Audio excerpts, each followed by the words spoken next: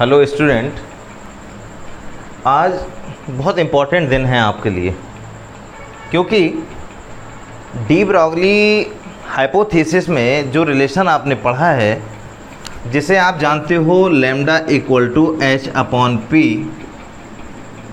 इस रिलेशन का actual application क्या है। हमें डिफरेंट प्रॉब्लम्स में डी ब्रॉगली वेवलेंथ की वैल्यू कैलकुलेट करनी होती है। ठीक है, तो आज का जो टॉपिक है वो बेसिकली आपको हम कुछ ऐसी प्रॉब्लम कराएंगे, ये यूनिक प्रॉब्लम्स के नाम से पहचानी जाती हैं। ये न्यूमेरिकल बेस तो है ही हैं, बट ये कॉन्सेप्चुअल बेस्ड प्रॉब्लम्स हैं। ठीक है, इस कॉन्सेप्चुअल बेस्ड प्रॉब्लम में स्टूडेंट्स को कहीं कहीं कुछ प्रॉब्लम्स आ जाती हैं, ऐसी बीच में बड़ी दिक्कतें आ जाती हैं, तो वो इस टाइप की प्रॉब्लम्स को जो है सॉल्व नहीं कर पाते, जबकि एग्ज़ाम में इस टाइप की प्रॉब्लम ही आप लोगों को रहती हैं। ठीक है, ये देखने को मिलती हैं कि इसी टाइप की प्रॉब्लम आपको सॉल्व करने को दी जाती हैं। तो है क्या, एक्चुअली एक प्रॉब्लम पर फोकस करते हैं और प्रॉब्लम को समझिए। ये प्रॉब्लम क्या दे रखी है, लिखा है कि a particle of rest mass am not, एक पार्टिकल है जिसका रेस्ट मास है am not, has a kinetic energy के, इसकी काइनेटिक एनर्जी जो है वो के है। इसका मतलब ये हुआ कि जो पार्टिकल है ये जब रेस्ट पर था तब इसका मास ये है। What here in this problem, it problem shows that कि पार्टिकल इज मूविंग। जब तक ये पार्टिकल मूव नहीं करेगा तब तक इसके साथ में कोई भी एसोसिएटेड वेव पिक्चर में नहीं आनी है। ठीक है, तो यहाँ हमको क्या कैलकुलेट करना है, show that it's D Broglie wavelength is given by this. जो डी ब्रॉगली वेवलेंथ है वो डी ब्रॉगली वेवलेंथ हमको कैलकुलेट करनी है, हमें ये एक्सप्लेन करनी है, ये शो करनी है कि the de Broglie wavelength lambda equal to H into C, C is the speed of light, divided by under root of K into K plus 2m0 c square. इसमें k जो लिख रखा है वो काइनेटिक एनर्जी हो गई और m0 हो गया वो रेस्ट मास हो गया। तो ये जो पैरामीटर्स हमारे पास दे रखे हैं उन्हीं की फॉर्म में हमको डी ब्रॉगली वेवलेंथ कैलकुलेट करनी है। ठीक है, दूसरी एक प्रॉब्लम और इसमें एडिशनल दे रखी है। इस प्रॉब्लम को अगर आप कहते हैं कि ये क्या है, इसको दोबारा से अलग से पूछा जाता है, इसी प्रॉब्लम को रिपीट किया जाता है कि if a charge particle having charge q is accelerated while its potential difference of v volt, then so that the de Broglie wavelength is given by this expression lambda equals to h upon under root of 2m0 qb times 1 plus qb upon 2m0 c square। इसमें भी m0 को जो है वो rest mass कहा गया है, जैसा यहाँ इस प्रॉब्लम में रेस्ट मास है वैसे यहाँ है। q उस पार्टिकल का चार्ज है जिसको पहले इनिशियली उसको रेस्ट पर माना जाता है कि सपोज कर लो कि वो रेस्ट पर था, स्पीड उसकी कम रही थी, लेकिन जैसे ही उसको potential difference v volt apply किया गया वैसे ही वो एक्सीलरेट होता है और उसकी स्पीड बढ़ जाती है। ठीक है, तो यहाँ हमको वेवलेंथ कैलकुलेट करनी है और आपके लिए केवल एक ही फार्मूला आता है और वो फार्मूला जो होता है क्या है। तो हम इसके सलूशन पर बात करते हैं कि इसको सॉल्व कैसे करेंगे, इस प्रॉब्लम को सॉल्व कैसे करेंगे। सबसे पहले आप स्टार्ट करेंगे कि वी हैव, आपके पास क्या है, आप क्या जानते हैं, de Broglie relation lambda equal to H upon P. ये इक्वेशन नंबर हो गई 1, ये आप जानते हैं, इसी के अकॉर्डिंग ये फ्रेमवर्क में लिखी हुई है। ठीक, तो आपको तैयारी करनी है कि ये इक्वेशन हम कैसे लाएं।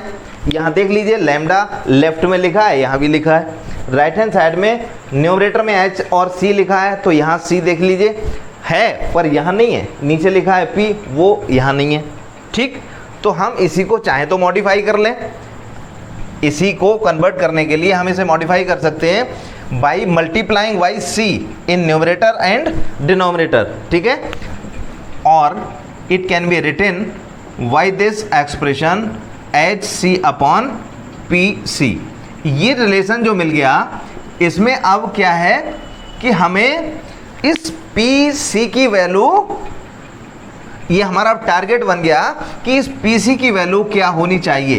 पीसी की वैल्यू अगर यही हो जाती है, अगर ये हम पाते हैं तो पीसी की वैल्यू यहाँ पुट कर देंगे और रिजल्ट हमारा ये होगा।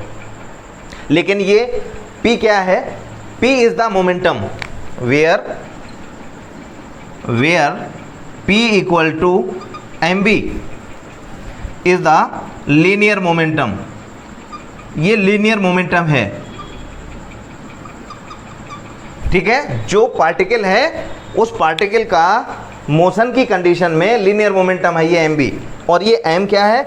M is the dynamic mass, moving mass. क्या है ये? मूविंग मास, ठीक है। जब ये मूव कर रहा है तो इस वेलोसिटी के साथ, चूंकि ये वेलोसिटी बहुत हाई है, तो उस वेलोसिटी के साथ इसका मास भी वेरी करेगा, क्योंकि ये मास जो है वो केवल रेस्ट मास है। तो हमारे लिए यहाँ पर एक एडिशनली फार्मूला चाहिए होगा, ठीक है। पी सी का मतलब ये हो गया कि भैया मोमेंट चाहिए, इसकी वैल्यू हमको कैलकुलेट करनी है, तो मोमेंट का फार्मूला ये है। अब इसमें एम अननोन है तो हम एम निकालेंगे, साथ में बी की वैल्यू भी अननोन है, तो हम एम बी की बजाय पी पर फोकस कर लेंगे कि पी को हम कैसे निकालें। एम और बी दोनों अननोन है तो हम इस फार्मूले से पी को नहीं निकाल सकते। फिर किसकी फॉर्म में निकालेंगे वो यहाँ देख लीजिए।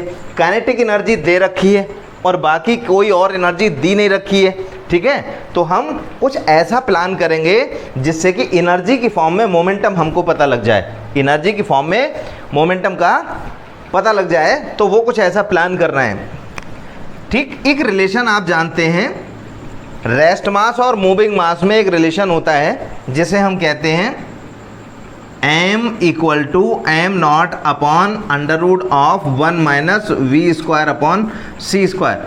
अगर कभी भी कोई पार्टिकल वेलोसिटी v से मूव कर रहा हो और इस वेलोसिटी v का ऑर्डर c के समतुल्य हो, इससे कुछ कम, ठीक है, तो क्या होता है कि मूविंग मास उसका जो है वो रेस्ट मास की तुलना में कुछ इंक्रीज हो जाता है, ठीक है, by this factor 1 upon under root of 1 minus V square upon C square times, ठीक है। ये रिलेशन आपको याद रखना है, इसलिए हमने यहाँ स्टार बना रखा है। अब क्या करेंगे? रूट के हिसाब से इसी से मल्टीप्लाई करके हम एम बी की वैल्यू फाइंड आउट करेंगे, मीन्स मोमेंटम हम निकालेंगे यहाँ से, ठीक है। तो क्या करना है कि इस रूट को पहले हटा दें, क्योंकि रूट हटाने का रीज़न क्या है? रूट हटाने का रीज़न है कि हम अपनी प्रॉब्लम को थोड़ा सा ईजिली वे में सॉल्व करना चाहते हैं, इजी वे में सॉल्व करना चाहते हैं, सिर्फ इसलिए ऐसा है। उम्मीद है कि आपने प्रॉब्लम तो नोट कर ही ली होगी, ठीक है, और उस प्रॉब्लम के लिए हम सोल्यूशन किस तरह से कर रहे हैं वो आपको देखना है। अब m को सॉल्व करने के लिए यहाँ पर स्क्वायर कर दें, ऑन स्क्वायरिंग, ठीक है, on squaring we get m square equal to m naught square upon under root हट जाएगा यहाँ से, क्योंकि स्क्वायर है, ये पावर हाफ है, इसलिए ये हट जाएगा, 1 minus V square upon C square आ जाएगा ये, ठीक है। अब क्या है कि हम यहाँ क्रॉस मल्टीप्लाई कर लें, इसके नीचे अपान में कुछ भी नहीं है तो 1 मान लेंगे, क्रॉस मल्टीप्लाई कर लेंगे, ठीक है। तो यहाँ से ये मिलेगा आपको, कैसे कैलकुलेट कर रहा है देखिए, यहाँ एलसीएम भी लेना है, तो एम स्क्वायर ब्रैकेट में 1 minus V square upon C square equal to M naught square. यहाँ एलसीएम लेकर सी स्क्वायर से पूरी इक्वेशन को मल्टीप्लाई कर लेते हैं, एम स्क्वायर ब्रैकेट में C square minus B square, C square minus V square equal to M naught square C square. ये वाली वैल्यू जो सी स्क्वायर की थी, जो डिनोमिनेटर में आ रही थी, इसको इधर मल्टीप्लाई कर दिया है।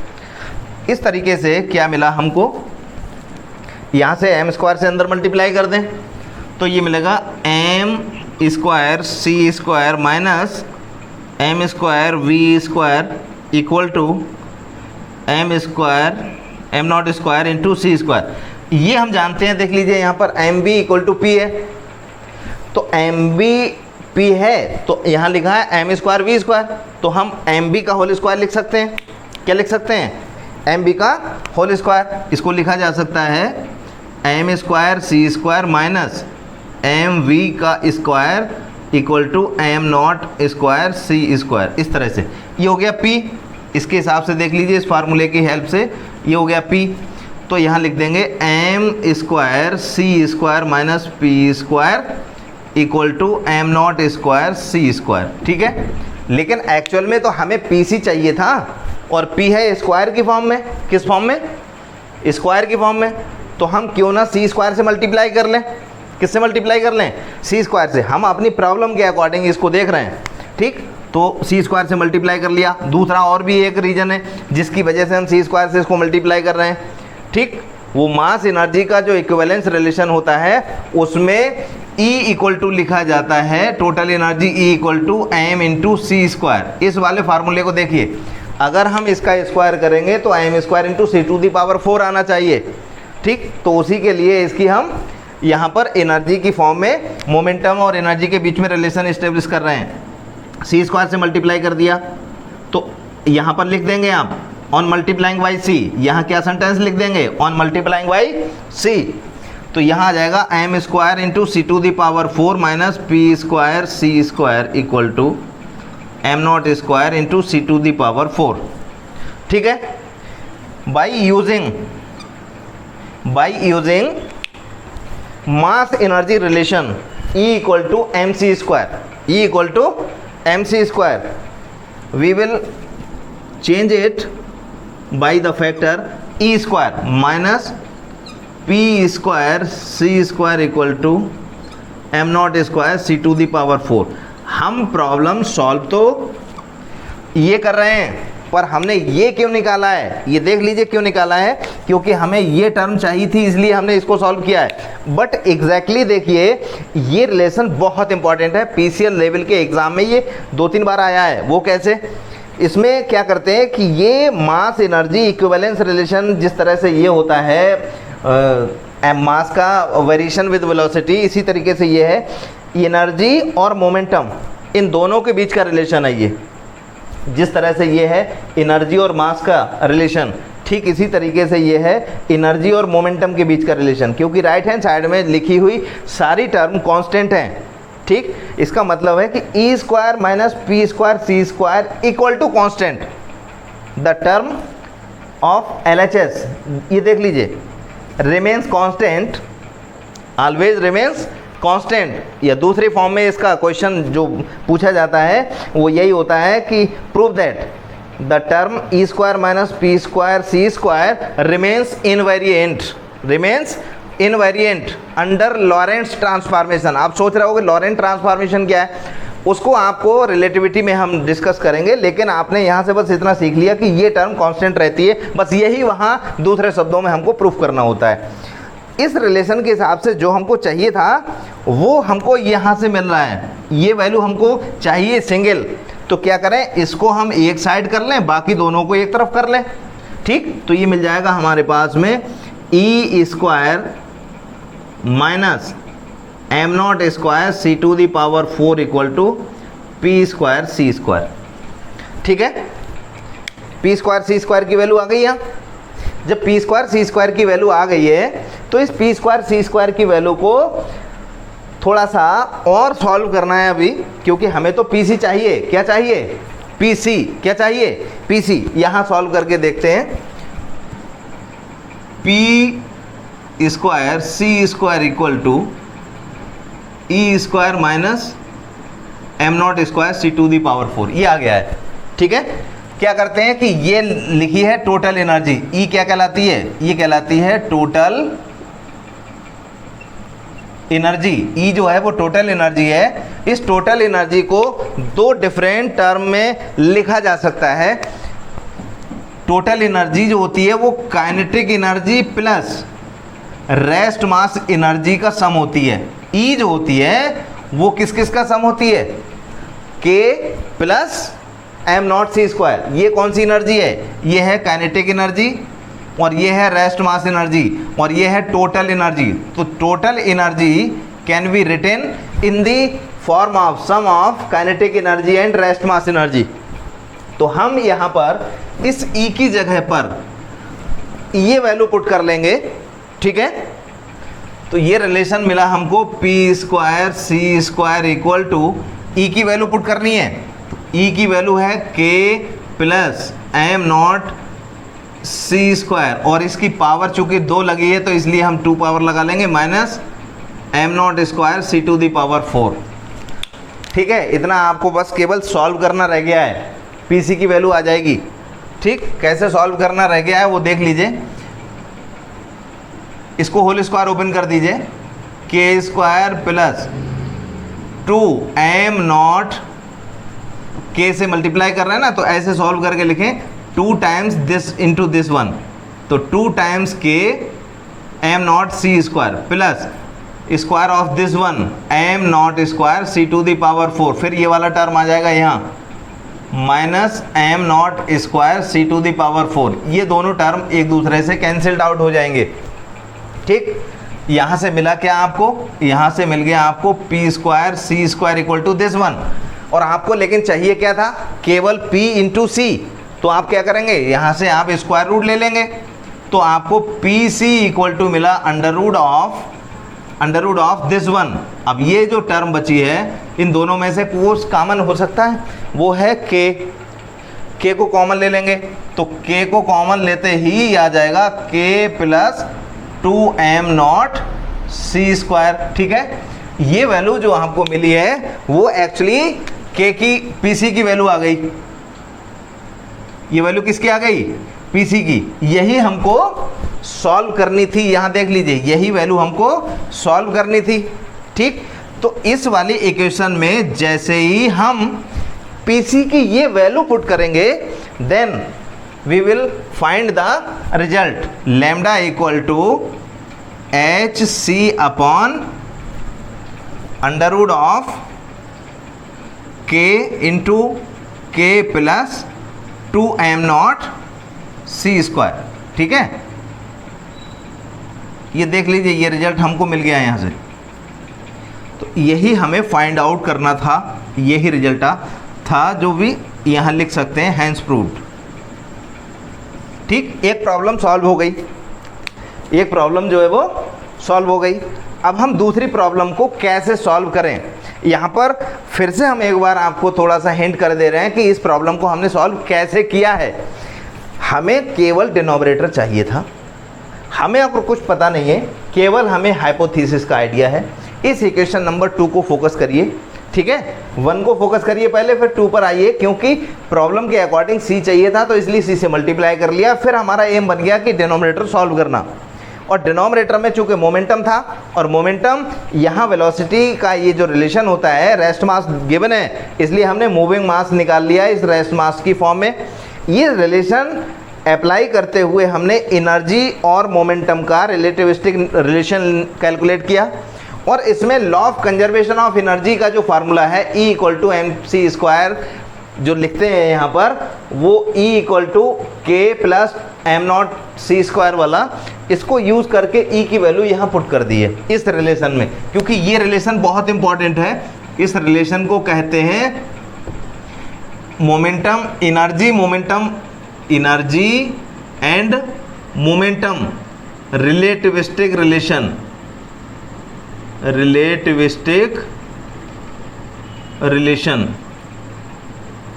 एनर्जी मोमेंटम रिलेटिविस्टिक रिलेशन कहलाता है, ये जो कई बार पूछा जाता है एग्जाम में। ठीक है, उसी में इसकी वैल्यू पुट करके सॉल्व कर दिया, रिजल्ट आ गया। ठीक है, बट हम सेकंड क्वेश्चन कैसे सॉल्व करें, सेकंड क्वेश्चन सॉल्व करने का फिर से यही ऑप्शन आपको लेना होगा। ठीक है, देख लीजिए आप, सेकंड क्वेश्चन में एक्चुअल में दिया क्या रखा है, फिर से एक बार हम रिपीट करा दे रहे हैं।